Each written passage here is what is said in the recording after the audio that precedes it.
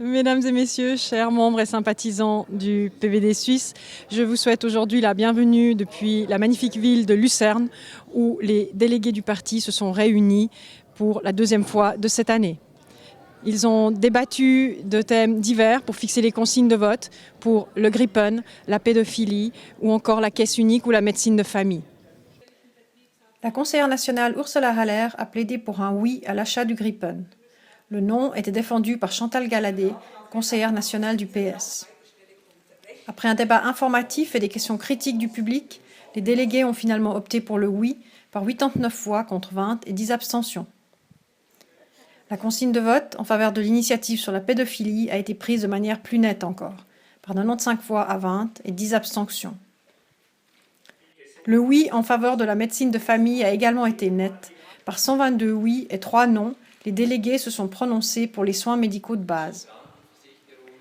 Bien que cet objet ne soit pas encore à l'agenda le 18 mai, les délégués du PVD ont pris leur consigne de vote concernant la caisse unique. Ils l'ont clairement rejetée par 103 voix à 4 et 13 abstentions. Eh bien, les résultats, pour moi, sont satisfaisants. Nous avions les mêmes positions à Genève, c'est-à-dire que nous sommes pour le Grippen et nous avions aussi voté oui pour l'initiative contre la pédophilie. Donc je suis très content des résultats.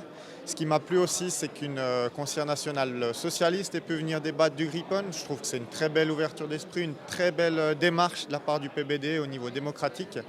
Donc je ne sais pas si beaucoup d'autres partis font ça. Mais pour l'instant, en tout cas, les consignes de vote me plaisent tout à fait. La conseillère fédérale Evelyn Widmer-Schlumpf a évoqué le défi que représente la mise en œuvre de l'initiative sur l'immigration de masse. Nous voilà désormais confrontés à l'incertitude.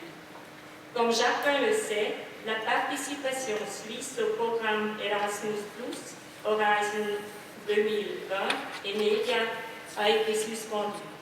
De plus, la Commission européenne a annulé certaines rencontres prévues dans le cadre des négociations techniques sur l'accord sur l'électricité.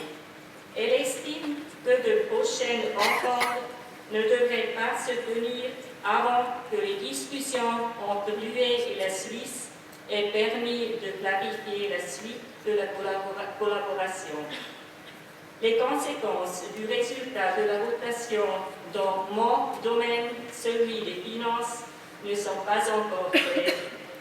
Nous entretenons des contacts avec divers pays et menons des négociations concernant l'accès au marché et la liberté pour les entreprises de fournir des services financiers au sein de l'UE.